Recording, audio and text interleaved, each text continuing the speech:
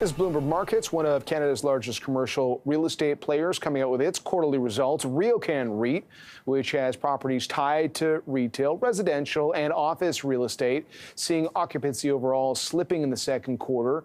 We are obviously continuing to track what's happening in the real estate market, given the interest rate reality. Let's get some more perspective now from RioCan's CEO and President, Jonathan Gitlin. Jonathan, nice to see you. Nice to see you, John. Great to be here. This is a very interesting time with all these moving parts tied to the new interest rate reality. How would you characterize, first off, what's happening in your business?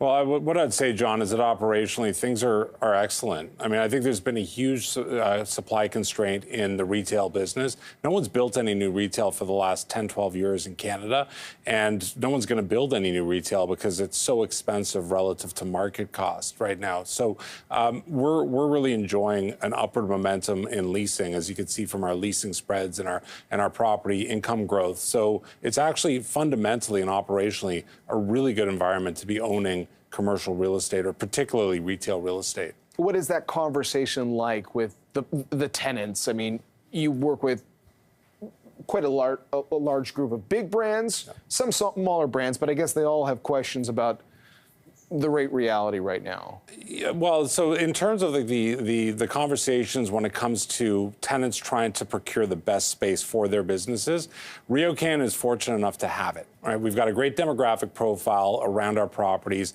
This is where commercial tenants want to be. So it makes it a bit of an easier conversation for us, particularly compared to the conversations we would have had 10 years ago, where there was a bit of surplus of space. Now there is actually a constraint in space, and so we recognize, and our tenants recognize, that they got to work with us to find the right space when we have it available, which isn't always the case. I mean, we're 98% full in our retail portfolio. So it's been a very good environment for us to operate in over the last number of quarters. Now, does that give you a little bit of choice, if you will, on who you work with? Because I guess in an environment like this, you always have to wonder, is anybody going to be in a challenging spot in a year or two, depending on where we end up economy-wise? John, for sure. So we are very careful in our tenant mix.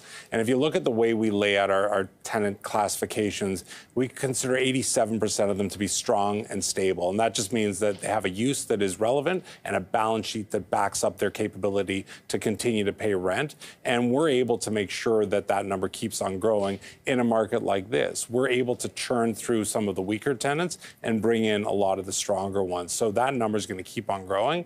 And there's so many unbelievable operators and retailers within Canada right now that are all vying for the same high quality space that we're offering. So we're able to choose, and we're able to sift through and make sure that we only have the best types of tenants to serve the communities where our properties exist. As RioCan has gotten strategic, yes, but bigger generally over the years, that gives you, your fingers in a number of real estate pools. And then obviously there's the broader story around real estate in this country for where you live. How do you feel about the current dynamics? Because it feels like outside of interest rates, which do complicate things for a number of folks in the real estate market, just the idea of having enough capacity seems to be a constant conversation in the country of Canada. Yeah, so I think, I'll break that down. Canada is a great place to own real estate, and we've always felt that. That's why we've centered our business model around that very premise.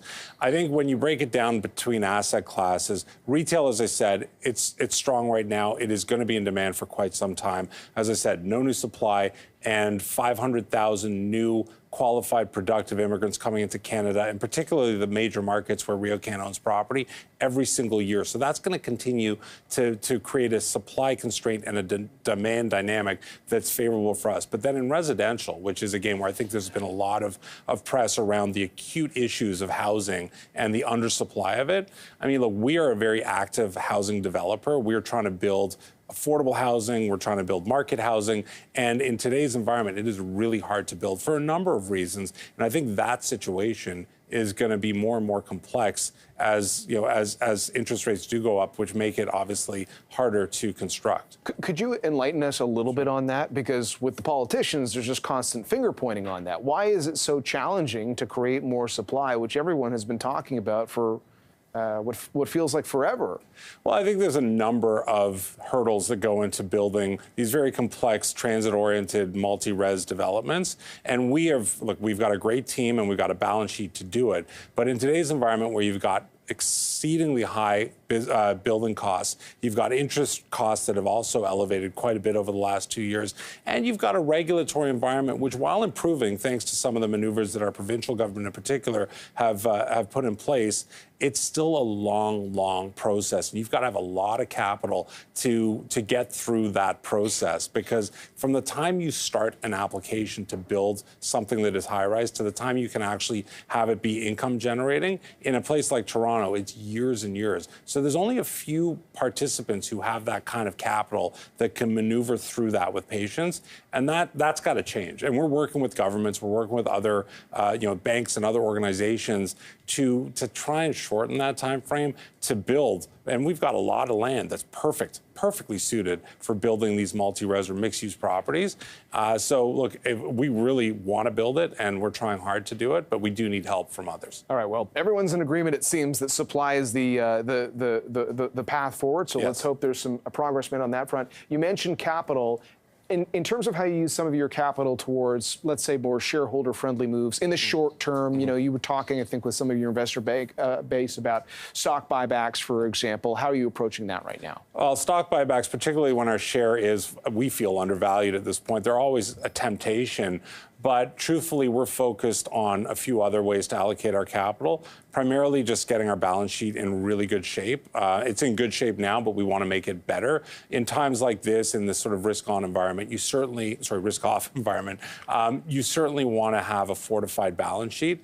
And we continue to use our capital to pay down debt, but also then to fund some of that development that I was alluding to before, which is futures for RioCan. It makes us a better company in the future, and I think provides a really resilient stream of income when you can build these great mixed-use properties with good retail, great residential above it. Okay, Jonathan, nice to see you. Thanks for your time.